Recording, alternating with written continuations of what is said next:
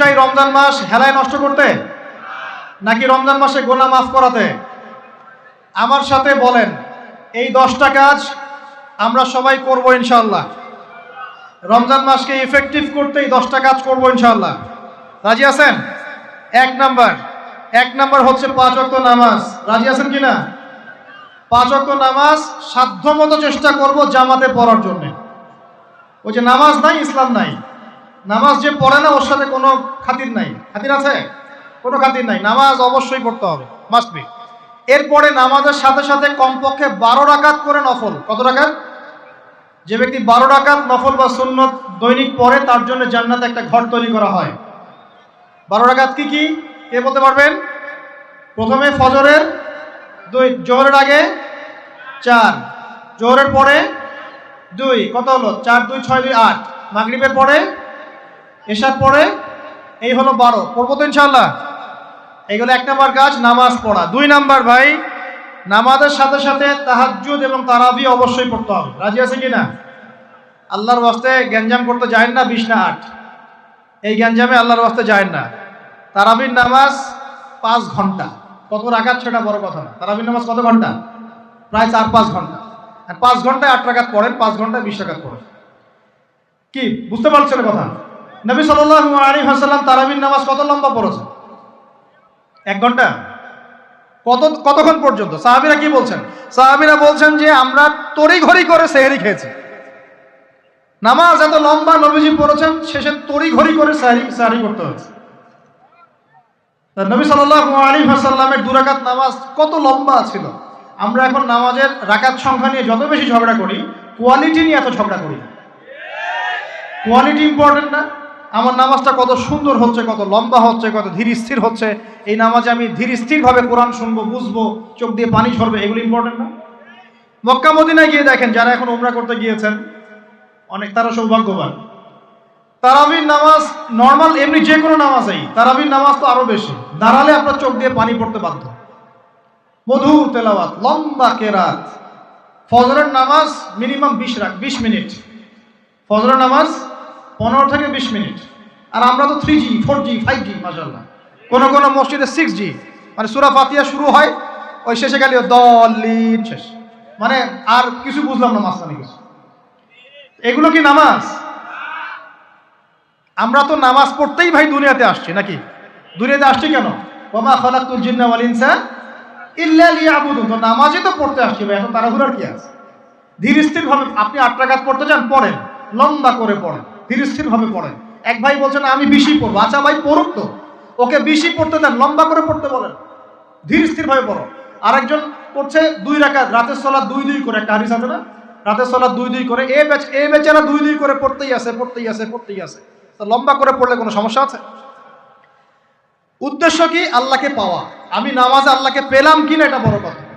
আল্লাহ রাব্বুল আলামিন আমাদের সবাইকে ধীর স্থির ভাবে কোরআনকে কেন্দ্র করে তারাবি তাহাজ্জুদ পড়ার তৌফিক দান করেন।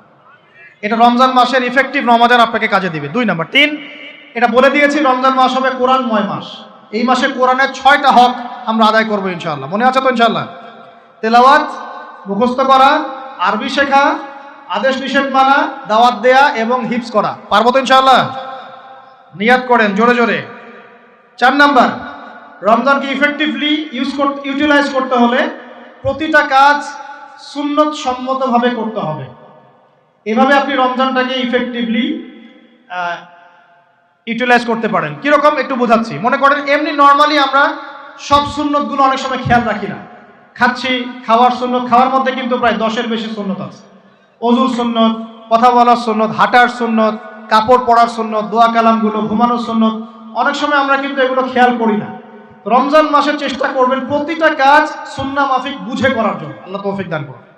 রমজানে ঘুমাবো, ঘুমানোর আগে বিছানাটা ঝেড়ে নেব, লাইট অফ করব, আমরা দোয়া, এই যে সূরা ফালাক নাস ইখলাস এগুলো পড়বো, কাফেরুন সূরা পড়বো, আয়াতুল কুরসি পড়বো, সূরা বাকারা শেষের আয়াতগুলো পড়বো, পারলে সূরা মুলকটা পড়বো, ঠিক আছে?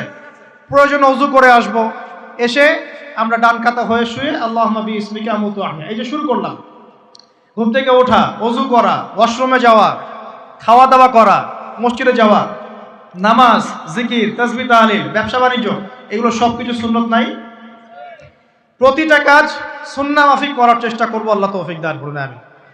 ফিকহুস সুন্নাহ এরকম কিছু বই পাওয়া যায়, ফিকহুস সুন্নাহ, কিতাবুস সুন্নাহ, এরকম অনেক বই আছে। আরবি থেকে বাংলা অনুবাদ হয়েছে, বাংলাদেশের ওলামায়ে কেরামও লিখেছেন। এরকম সুন্নাহ শেখার কিছু বই কিনে নেবেন, কিনে নিয়ে প্রতিটা কাজ কিভাবে করলে সুন্নত হয় পড়ে দেখবেন। পারবেন তো ইনশাআল্লাহ? আল্লাহ পাক তৌফিক এনায়েত করুন বলি আমিন। এটা কত বললাম? 3 নাম্বার। 4 হচ্ছে দান সাদাকা বেশি বেশি করা। রমজানে দান সাদাকা বেশি বেশি করা। আল্লাহ রাসূল সাল্লাল্লাহু আলাইহি ওয়াসাল্লাম রমজানে রহমতের বাতাসের চাইতেও বেশি বেশি দান করতেন। আমরা পারবো কিনা ইনশাআল্লাহ? দেখেন, আমি একটা কথা বলি, দান করার জন্যে সম্পদ লাগে না, দান করার জন্য কলিজা লাগে। কি লাগে? ব্যাস, যার মন বড় সে দান করতে পারবে ইনশাআল্লাহ। আল্লাহ পাক আমাদের সবাইকে দ্বীনের জন্য দান করার তৌফিক দান করুন। দ্বীনের জন্য দান করে, স্থানীয় মসজিদ, মাদ্রাসায়, এতিমখানায়, অসহায় মানুষের পাশে, বিধবার ঘরে, এতিমের ঘরে, যারা খেতে পারছে না 3 বেলা, ওদের ঘরে ঘরে রমজানের বাজার পৌঁছে দেন। আল্লাহ পাক তৌফিক দান করুন আমিন। 5 নাম্বার, রমাদান মাসে অবশ্যই অবশ্যই আমাদের জাকাতগুলো আমরা দিয়ে দিব। রাজি আছি তো ইনশাআল্লাহ? বলেছি জাকাত এবং সালাতের মধ্যে যে পার্থক্য করে সে মুসলিম নয়।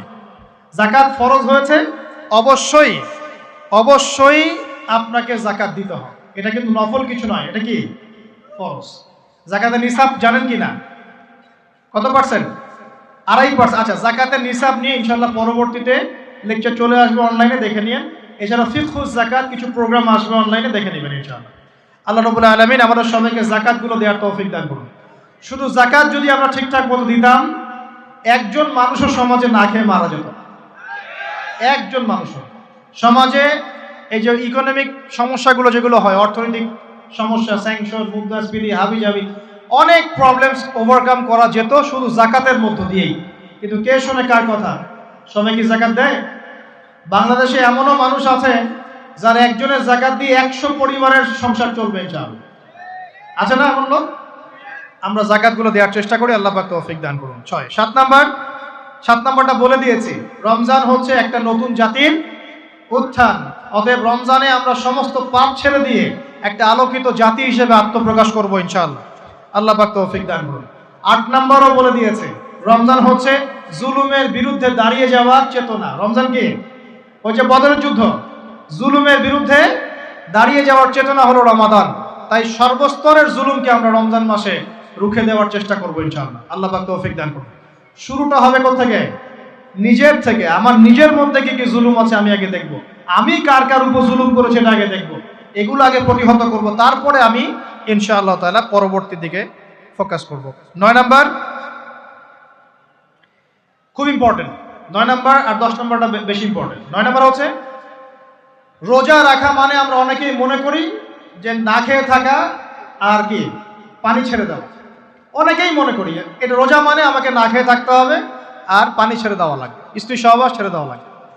কিন্তু এর চেয়ে বেশি ইম্পর্টেন্ট একটা বিষয় আমরা ভুলে যাই, সেটা হলো রমজান মাসে রোজা রাখার অর্থ হচ্ছে আল্লাহ পাকের সমস্ত কবিরা সগীরা গুনাহ ছেড়ে দেওয়া।